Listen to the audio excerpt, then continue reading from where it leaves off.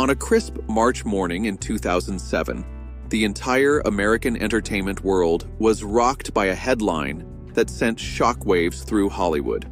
Hollywood Truth magazine revealed a discovery that no one saw coming. The secret journal of Burt Lancaster had finally surfaced. Lancaster, the legendary star of From Here to Eternity, who had once marched shoulder to shoulder with Martin Luther King Jr. during historic protests, didn't leave behind a traditional memoir. Instead, he left a damning list of 14 names, icons of Hollywood's golden age, and he didn't hold back. These were, in his words, the most ruthless figures the industry had ever produced. What could have compelled such a principled man to write this scathing final testament? Stick around, make sure to subscribe, like, and comment, and watch closely as we dive into the secrets behind these shocking revelations. Our story starts with the very first name on the list, the man Burt saw as the cruelest of them all, Kirk Douglas, a predator hiding behind a charming human mask. Kirk Douglas, the beloved actor known for his heroic roles on the silver screen, was, according to Lancaster's journal, hiding a far darker truth. More than just a star, he was a merciless manipulator, ready to obliterate anyone who dared threaten his throne. Burt's words were chilling. Douglas was a predator beneath human skin, a man who would stop at nothing to silence opposition. His influence didn't stop at rigging casting calls or strong-arming producers. Douglas was also accused of abusing his power with young actresses. One harrowing story Burt shared involved Lisa Avery, who was abruptly cut from a major film in 1959, all because she refused a private dinner invitation from Douglas. This wasn't a mere coincidence. It was a deliberate punishment, part of a long history of exploitation and control Douglas wielded throughout his career. But his cruelty went deeper still.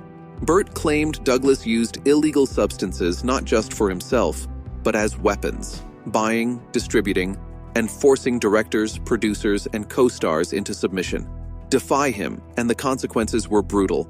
Removal from projects, or worse, being trapped in dangerous situations where silence was the only way out. To Burt, Kirk Douglas wasn't just a Hollywood icon. He was a monster willing to destroy anyone who stood in his path. But if you think Douglas's story is dark, wait until you hear what Burt had to say about Natalie Wood. Natalie Wood, with her delicate beauty and haunting, sad eyes, hid a razor-sharp mind and a cunning mastery of manipulation. Burt recounted how she once trapped a fellow actor in an impossible situation, all to get him kicked off a project she disliked him being part of. She even staged a fainting spell right on set, bringing production to a halt for 10 hours straight, using the chaos to pressure the producer into firing the man. Natalie's ruthless tactics created an atmosphere of fear. No one dared speak out, terrified that crossing her meant not just the end of their career, but something far worse. Burt Lancaster hinted that Natalie Wood's mysterious 1981 death wasn't an accident, but the price of years of deceit and cold calculation. Just weeks before she died, a journalist revealed she threatened to ruin a friend's career over unmet demands. Her death on that yacht remains one of Hollywood's darkest mysteries. Burt wrote that the sea didn't kill her. It only hid the destruction she left behind. To him, her tragic end was the inevitable fallout of a lifetime spent manipulating others. Next was Mickey Rooney, beloved on screen but, according to Burt, a verbal sadist who mocked and broke down background actors. Off camera, he ruled his wives with fear and violence. One infamous 1970 incident saw Rooney slap his wife on set, leaving her scarred both physically and emotionally. Burt saw Rooney's failed marriages as a pattern of abuse and control. Elizabeth Taylor was no less ruthless. During the 1962 filming of Cleopatra, she locked herself away for 14 hours over a dress clash and threw wine at the director when asked to return. Burt described her as a master manipulator, using marriages, from Mike Todd to Richard Burton, as strategic moves to gain power and control Hollywood producers. The fifth name was Spencer Tracy, adored on screen but a demon behind closed doors. His simmering anger, often fueled by alcohol, masked a darker, volatile side. Burt insisted Spencer Tracy's drinking wasn't just a habit.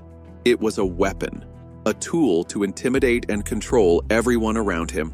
Despite his reputation for powerful roles, Tracy was shadowed by allegations of sexual assault and physical abuse, sometimes even on set. In 1961, during judgment at Nuremberg, he famously smashed a liquor bottle over a makeup artist's mistake. Beyond physical outbursts, Tracy invaded co-stars' privacy to maintain psychological dominance. At his core, he was not the beloved figure the public adored, but a ruthless enforcer ready to crush anyone who defied him.